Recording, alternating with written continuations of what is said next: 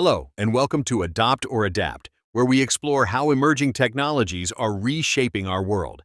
I'm your host, Cipher, and today we're diving into a topic that seems to be on everyone's minds lately: artificial intelligence adoption. So, what exactly do we mean by AI adoption? At its core, it's about integrating AI tools and technologies into our daily lives, workplaces, and society as a whole. It's happening everywhere, from the smart assistants in our phones to sophisticated algorithms driving business decisions behind the scenes. Why are we talking about this now? Well, we've reached a fascinating inflection point. Recent breakthroughs like ChatGPT and DALL-E have suddenly made AI accessible to the general public in ways that were unimaginable just a few years ago. What was once confined to research labs and tech giants is now available to anyone with an internet connection. This rapid mainstreaming has sparked both excitement and anxiety. Headlines swing between utopian promises and dystopian warnings. But beneath the hype lies a nuanced reality that deserves thoughtful exploration, which is exactly what we'll do throughout today's episode. When we look at the art world's response to digital tools, we find a compelling parallel to our current moment with AI. Back in the late 1980s and early 90s, when digital art tools first emerged, the reaction from traditional artists was often dismissive, even hostile. "That's not real art," they'd say. "The computer is doing all the work." Sound familiar? Traditional artists had spent years mastering their craft, learning brush techniques, color theory, and developing a steady hand.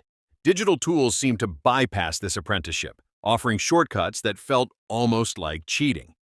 There was genuine fear that these new technologies would devalue artistic skill and render traditional methods obsolete. But something interesting happened as these tools matured. We discovered that digital art didn't replace traditional art. It expanded what was possible. New hybrid forms emerged. Artists who embraced both approaches found they could achieve results neither method could accomplish alone. The most skilled digital artists still needed a deep understanding of composition, color theory, and artistic principles. The computer didn't do the creative thinking, it simply became a new kind of brush. And meanwhile, there was a renewed appreciation for traditional techniques and their unique qualities that couldn't be replicated digitally. Today, we don't pit digital artists against traditional artists. They're all just artists using different tools for different purposes. The art world is richer for having both. And that's a powerful lesson as we think about AI adoption. New technologies don't necessarily replace human capabilities. They often transform how we express those capabilities and open doors to possibilities we couldn't have imagined before. Let's shift our focus to mathematics, another area where technological tools dramatically changed our relationship with an ancient human practice. Consider the evolution from manual calculation to calculators to spreadsheets. Each transition sparked its own resistance, yet each ultimately amplified our mathematical capabilities rather than diminishing them. For centuries, mathematical calculation was entirely manual. Being good with numbers was a prized skill, and careers like accounting or engineering required painstaking calculation by hand. When pocket calculators became widely available in the 1970s, the backlash was immediate. Teachers worried students would lose fundamental math skills. "If you rely on calculators, you'll never learn to think mathematically," they cautioned. Parents complained that using calculators was essentially cheating. The same concerns emerged again when spreadsheet software like VisiCalc and later Excel appeared in the early 1980s. Critics feared these tools would eliminate the need for human calculators and accountants altogether. Why learn mathematical thinking if a machine could handle the computation? But a fascinating shift occurred instead.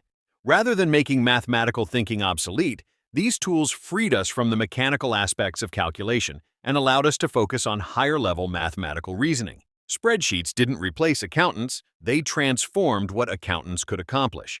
Financial modeling became more sophisticated. Accountants could run complex scenarios and visualize data in ways previously impractical due to calculation constraints. Meanwhile, mathematics education evolved. Instead of drilling endless calculations, students could explore mathematical concepts more deeply. The focus shifted from computation to comprehension, understanding what the numbers meant and how to apply mathematical thinking to real problems. Today, we don't question whether calculators or spreadsheets are valuable tools. They've become essential extensions of our mathematical capabilities, allowing us to tackle problems that would be virtually impossible through manual calculation alone. The human element didn't disappear.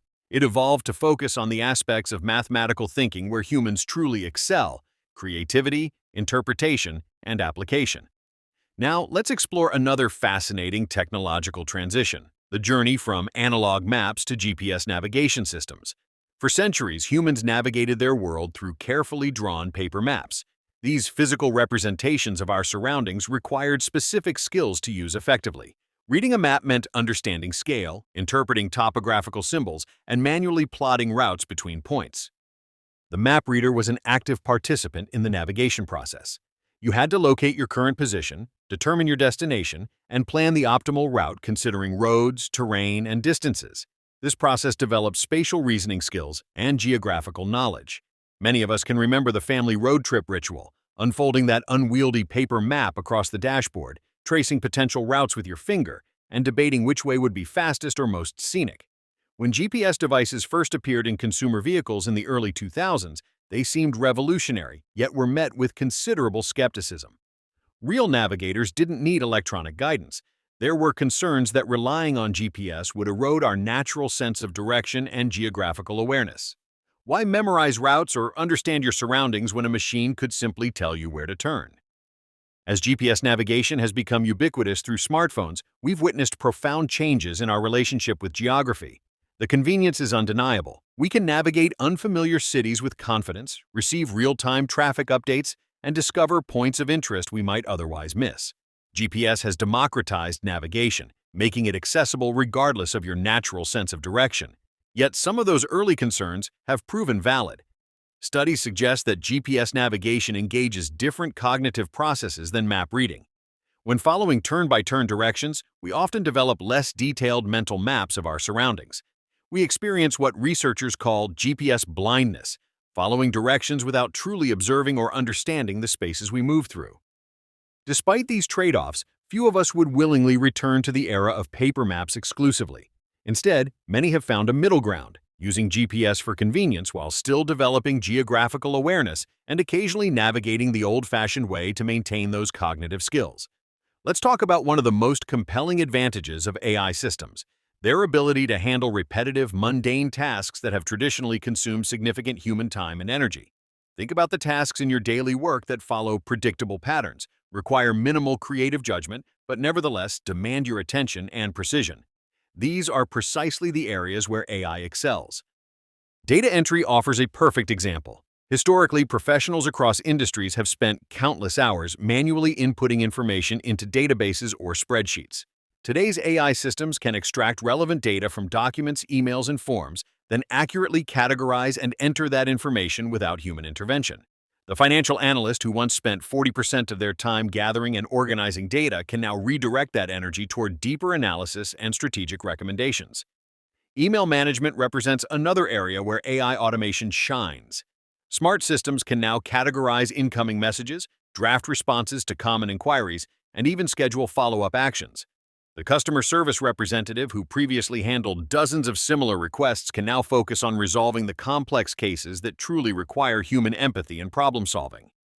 In healthcare, AI systems now routinely handle administrative paperwork, appointment scheduling, and even preliminary patient information gathering. This allows medical professionals to spend more time doing what they're uniquely qualified for, providing personalized care and making critical diagnostic decisions. The pattern extends across industries: legal professionals using AI to review standard contracts, marketers automating campaign analytics, and manufacturers employing computer vision systems for quality control inspections. In each case, the technology isn't replacing the core human contribution, but rather eliminating the rote tasks that drain creative energy and professional satisfaction. What makes this particularly powerful is how it reshapes our relationship with work itself. By offloading these repetitive elements, we create space for the aspects of our jobs that most engage our uniquely human capabilities: creative problem-solving, emotional intelligence, ethical judgment, and innovative thinking. One of the most remarkable aspects of artificial intelligence is how it's democratizing access to tools and capabilities that were once reserved for specialists with years of training. AI interfaces are creating bridges to complex systems, allowing ordinary people to accomplish tasks that previously required deep expertise. Consider the realm of design and creativity. Professional quality graphic design once demanded mastery of complex software like Photoshop or Illustrator. Today, AI-powered tools allow anyone to generate stunning visuals by simply describing what they want in plain language. A small business owner can create a logo, a teacher can produce educational materials, and a community organizer can design compelling promotional content, all without spending years learning design principles or software interfaces. Language barriers are another area where AI is creating remarkable accessibility.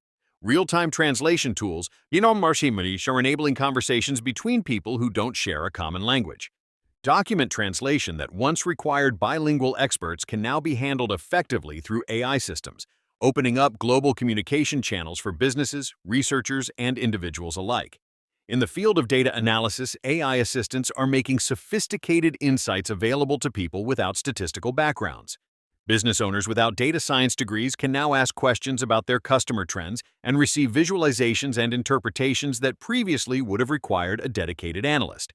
Healthcare provides perhaps the most impactful example, with AI systems helping patients understand medical information, assess symptoms, and navigate treatment options, expanding access to health knowledge beyond the doctor's office.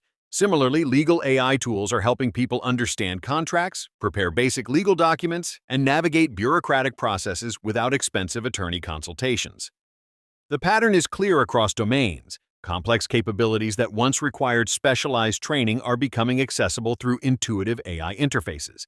This democratization isn't just convenient, it represents a fundamental shift in who can participate in activities that were previously exclusive to certain educational and professional classes.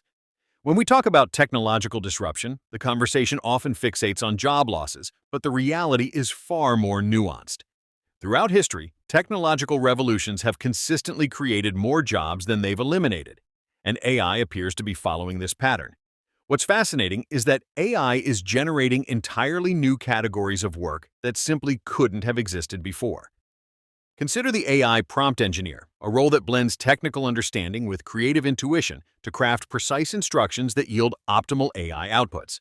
This profession didn't exist 5 years ago, yet today companies are competing for skilled prompt engineers who can effectively communicate with AI systems. AI ethics specialists represent another emerging career path. These professionals work at the intersection of philosophy, law, and computer science to ensure AI systems operate fairly and responsibly. Similarly, AI auditors now evaluate algorithms for bias and potential harmful impacts before deployment. The field of AI trainers and data labelers has exploded, with humans teaching machines to recognize patterns and providing the crucial human judgment needed to create reliable training datasets. Meanwhile, AI-human collaboration specialists design workflows where humans and machines complement each other's strengths. Beyond direct AI roles, we're seeing the birth of entire business ecosystems. Companies specializing in AI implementation, AI security, and domain-specific AI applications are proliferating. Creative professionals are finding new niches using AI as a collaborative tool, from AI-assisted music composition to enhanced visual storytelling. Perhaps most encouragingly, AI is enabling entrepreneurship at unprecedented scales. The barriers to starting businesses are lowering as AI handles tasks from customer service to market research, allowing founders to focus on innovation rather than administration. Let's confront a difficult truth. AI will absolutely disrupt the job market in ways we cannot fully predict. This concern isn't just legitimate, it's rational. When we see AI systems writing coherent text, creating compelling images, or analyzing legal documents faster than human experts, it's natural to wonder which roles might become obsolete. Certain categories of work face particular vulnerability. Routine cognitive tasks, data entry, basic customer service interactions, initial document review, simple coding. These are already being automated. For people whose livelihoods depend on these activities, technological progress can feel threatening rather than promising. But we need historical perspective here. The Industrial Revolution didn't just mechanize textile production, it fundamentally transformed an agrarian society. Farming, which once employed the vast majority of humanity, now occupies a tiny percentage of workers in developed nations. Yet mass unemployment didn't materialize because entirely new economic sectors emerged. The difference today might be the pace of change. Previous technological transitions unfolded over generations, giving workers time to adapt. AI adoption is accelerating rapidly, potentially outpacing our ability to retrain and transition displaced workers. This reality demands thoughtful policies around education, skills development, and social safety nets. The burden of adaptation shouldn't fall solely on individuals. Organizations and governments must take responsibility for managing this transition humanely. Companies implementing AI should consider not just efficiency gains, but also pathways for affected employees. What history consistently shows is that human ingenuity finds new applications. Our comparative advantages, creativity, emotional intelligence, ethical reasoning, and interpersonal skills remain distinctly human domains where we complement rather than compete with machines. When we talk about AI making consequential decisions, we're entering truly complex ethical territory. These systems increasingly determine who gets loans, who gets hired, which medical treatments are recommended, and even how autonomous vehicles respond in potential accident scenarios. The moral weight of these decisions demands serious consideration. Algorithmic bias represents perhaps the most immediate ethical challenge. AI systems learn from historical data, and when that data contains societal prejudices, the algorithms perpetuate and sometimes amplify these biases. We've already seen facial recognition systems perform worse on darker skin tones, and hiring algorithms penalize applicants from women's colleges. These aren't just technical glitches, they're ethical failures with real human consequences. The accountability question becomes particularly thorny with AI. When an algorithm makes a harmful decision, who bears responsibility? The developers who built it? The company that deployed it? The data scientists who trained it? Traditional notions of responsibility become blurred in these multi-agent systems. The deeper question concerns value alignment. How do we ensure AI systems optimize for what humans truly value rather than simplistic metrics? Programming concepts like fairness, dignity, and justice proves extraordinarily difficult. An AI might achieve its programmed goal while violating unspoken human values in ways we never anticipated. Transparency emerges as a crucial ethical principle. Systems making life-altering decisions should be explainable to those affected. Yet many advanced AI models function as black boxes, where even their creators cannot fully explain specific outputs. This opacity undermines human autonomy and dignity. Perhaps most fundamentally, we must decide which decisions should remain human, regardless of AI capability. Some judgments, particularly those involving moral dilemmas, compassion, and fundamental rights, might require uniquely human understanding that algorithms cannot replicate. Let's talk about the elephant in the digital room: data privacy. AI systems are fundamentally data-hungry creatures. They need vast amounts of information to learn and improve, and much of that data is incredibly personal. Your search history, shopping preferences, location data, health information, and even the nuances of how you interact with your devices all feed these systems. The surveillance potential here is unprecedented in human history. Unlike traditional monitoring, AI-powered surveillance can analyze patterns across billions of data points, recognize faces in crowds, track movements across multiple systems, and predict behaviors before they occur. This capability exists whether we deploy it for security, marketing, or social control. Who actually owns all this data presents another thorny question. When you interact with AI systems, the information generated technically belongs to the companies operating them. Your digital self, your preferences, behaviors, and patterns becomes their asset, often with minimal compensation to you. The personalization versus privacy balance creates a genuine dilemma. We enjoy when services anticipate our needs and streamline our experiences. Yet that same personalization requires surrendering intimate details of our lives. How much convenience justifies how much exposure? Data security adds another layer of concern. Information collected for benign purposes can be vulnerable to breaches, misuse, or function creep, where data gathered for one purpose gradually gets used for increasingly invasive applications. An AI trained to recommend products today might assess your employability or creditworthiness tomorrow. Perhaps most challenging is that privacy intrusions in the AI age often happen invisibly, with our tacit consent through unread terms of service. The complexity of these systems makes truly informed consent nearly impossible for the average person. As we reach the end of today's exploration, I think we're left with a nuanced reality about artificial intelligence. Should we fear it, embrace it, or perhaps do both? The answer, unsurprisingly, lies somewhere in the middle. History offers us valuable perspective. With every technological revolution, from artistic mediums to calculation tools to navigation systems, We've seen initial resistance followed by thoughtful integration. AI appears to be following this same pattern, just at an accelerated pace and broader scale. Fear isn't entirely irrational. The stakes are undeniably high when we're dealing with systems that can make consequential decisions, potentially displace jobs, and process our most sensitive data. Healthy skepticism drives us to ask important questions about who benefits, who might be harmed, and what values these systems embody. But fear alone is paralyzing. A more productive approach is informed engagement. This means understanding AI's capabilities and limitations, recognizing where it enhances human potential rather than diminishes it, and actively participating in shaping how these tools develop. What might this look like in practice?